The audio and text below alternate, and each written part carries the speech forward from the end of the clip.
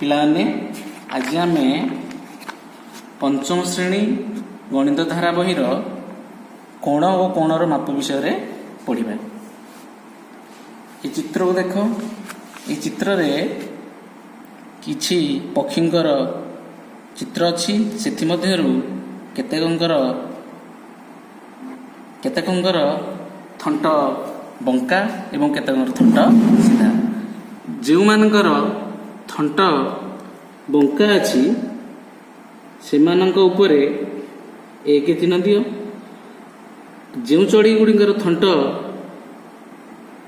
सीधा अच्छी से मानकु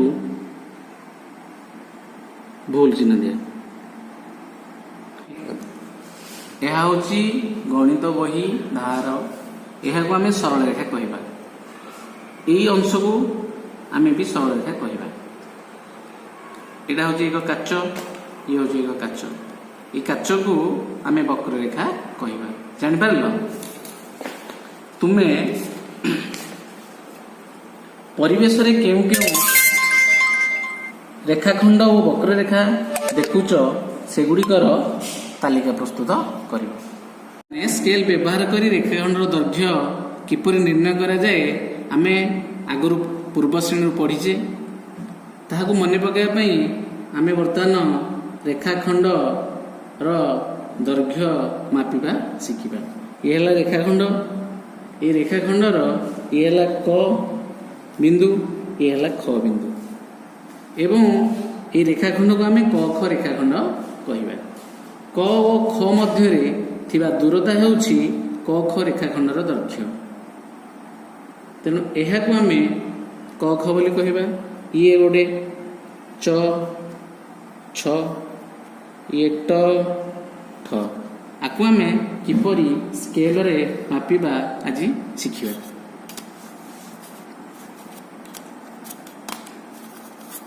स्केल को आम रखा। यार प्रथम बिंदु को क सहित जोग करिबा, तापर सीधा रखिबा। देखिबा 1 2 3 4 5 6 7। ये क खर दैर्घ्य है 7 सेमी। तेणु ये आम लिखिदबा क खर दैर्घ्य 7 सेमी। तापर द्वितीय रेखाखंड को मापिबा। से द्वितीय रेखाखंड को च जगार बिंदु ऊपर रखी तापर सेठ रखियो।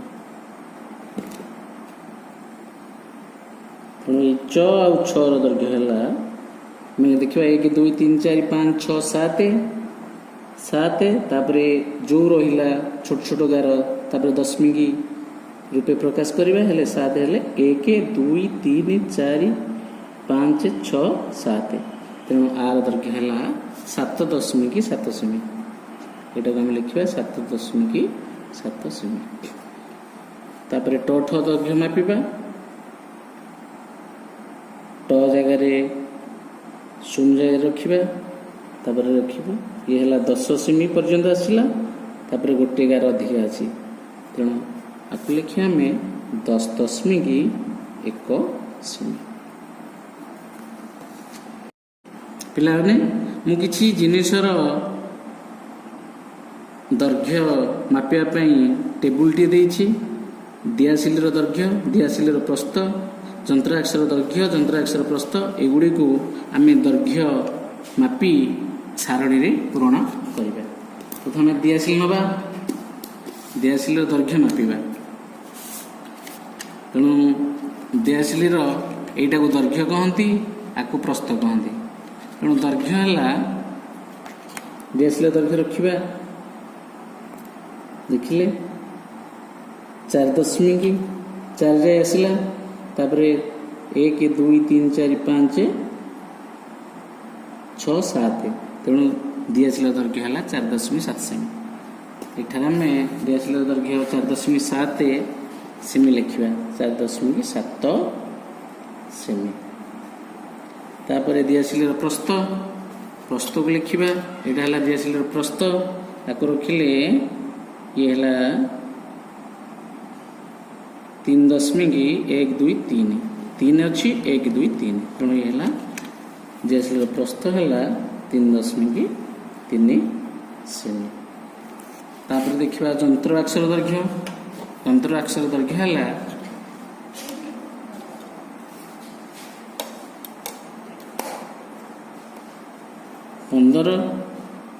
15 सीधा आम गोटे बिंदु दबा से मापिबा ये 1 सेमी है एमती दैर्घ्य है तार 16 सेमी।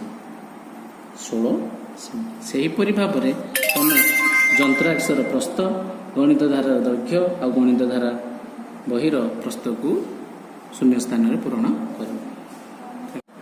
यही चित्र को आम वक्ररेखा कहवा। ये वक्ररेखा को केमिति आम माप करवा। सरल रेखा को स्केल साहाय्य मापिले आपको आम सूता साहाय्य मापिबा। देख ये मुंड को रखिबा।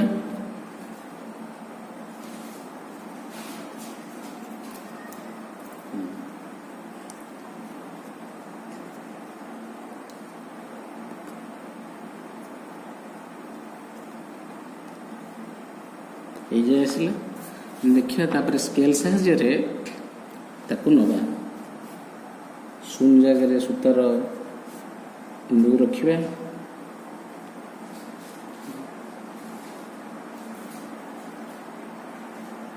ये 10.5 सेमी। तेणु यही वक्ररेखार दैर्घ्य है 10.5 सेमी। कागज नवा ताको सेमती भांगा तापर ये खोलीदे खोलीदा आम देखा यू जी सीधा होगी रहा आपको आम समकोण कह सीधा थी 11 को समकोण कह तार अधा यहाँ तेणु यू आम सूक्ष्म कोण कह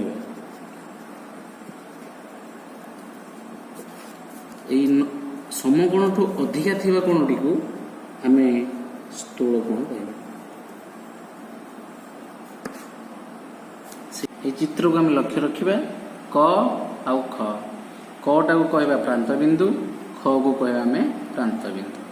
तेणु ये क ख को आम रेखाखंड बोली कहवा रेखाखंड बोली कहवा। एवं द्वितीय चित्र को जीवा। द्वितीय चित्र रे च बिंदु रे आरंभ होइछि 6 असरंती अच्छी लंबी ये 6 लंबी अच्छी। तेणु गोटे तीर चिन्ह लंबी थे यह आम रश्मि बोली कहवा।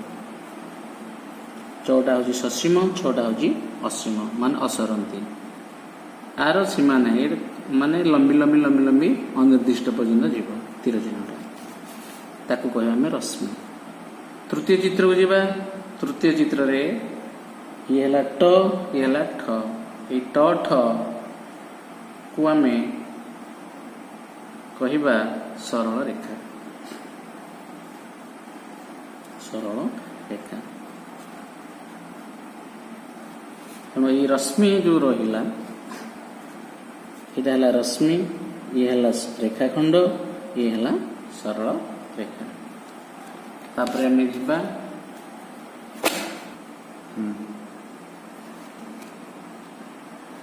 ये चित्र को आम लक्ष्य रखा। ये चित्र रे कोण ये कोण को कह आम ग क ख ग क ख रूपे लिखा एवं आपको लिखा ज च छ ज च छ। ये कोण को लिखा ड ट ठ ड ट ठ। आपको मध्य ख क ग रूप लिखिपर। आपको छ च ज रूप लिखिपर। आपको ठ ट ड रूपे लिखिपर। यही चित्र क को कहते शीर्ष क हूँ कोणर शीर्ष। यही ज च छ कोणर शीर्ष हूँ च ड ट ठ कोणर शीर्ष हूँ ट। कोण गुड़ी को आमे प्रोट्राक्टर साहाय्य मापी पारिबा। ये प्रोट्राक्टर रे हमर 0 डिग्री ठारू 180 डिग्री पर्यंत अछि। तेणु ये हैला केंद्र बिंदु क एपटे ख।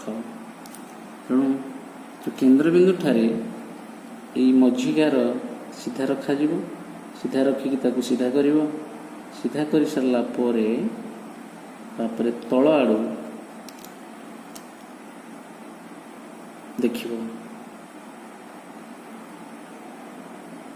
तळ आडू देखिले हमर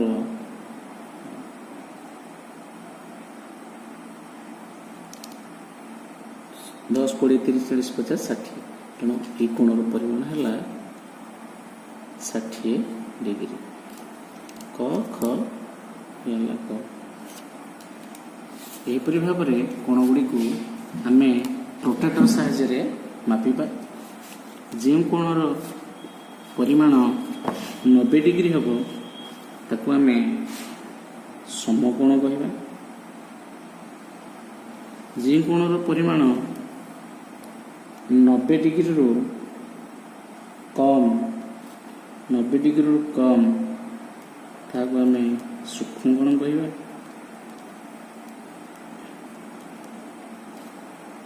जो कोणर परिमाण 90 डिग्री रू अधिक 90 डिग्री रू अधिक 180 डिग्री रू कम ताकू आम स्थूल कोण कहवा। तेणु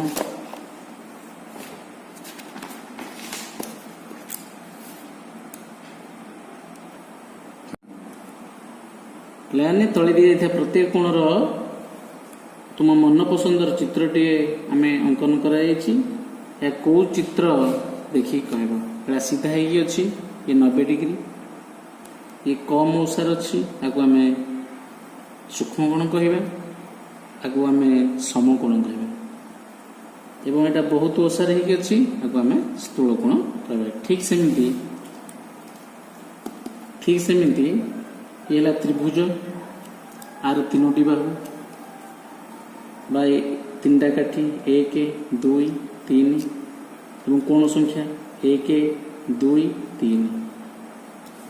यहाँ है केतटा काठी ना 1 2 3 4 आपको कहवा आम चतुर्भुज। ये चतुर्भुज रे काठी संख्या है 4 तार कोण 1 2 3 4 4 लिखिए। एवं पंचभुज 1 2 3 4 5 काठी संख्या 5 कोण संख्या 1 2 3 4 5। सेमती षडभुज 6टा काठी 1 2 3 4 5 6 लिखा 6 कोण संख्या 1 2 3 4 5 6। ठीक से सप्तभुज काठी संख्या 1 2 3 4 5 6 7 एवं कोण संख्या 1 2 3 4 5 6 7। तापर आम देखा तले केते गुड़ी कोणर माप दि जो गुड़िक स्थूल कोण ता चारिपटे ठीक त्रिभुज चिन्ह सूक्ष्म कोण चारिपटे वृत्त चिन्ह और समकोण चारिपटे चतुर्भुज चिन्ह आम दबा। ये 22 डिग्री 90 डिग्री रू कम। तेणु आपको आम कहवा सूक्ष्म कोण। तेणु सूक्ष्म कोण हूँ सूक्ष्म कोण चारिपटे कौन बुलेगा गोटे 0 बुला। तेणु आ चारिपटे आम कौन कर 0 बुलेगा। 30 डिग्री हूँ सूक्ष्म कोण 90 डिग्री रू कम ता चारिपटे आम 0 बुलेगा। 94 डिग्री 90 डिग्री रू अधिक 180 डिग्री रू कम ताको आम स्थूल कोण कहवा। तेणु स्थूल कोण त्रिभुज भितर रखा 90 डिग्री हूँ समकोण ताको आम चतुर्भुज भितर रखा 99 डिग्री हूँ 90 डिग्री रू कम। तेणु ताको आम सूक्ष्म कोण बोली कहवा। सूक्ष्म कोण हेले ताको आम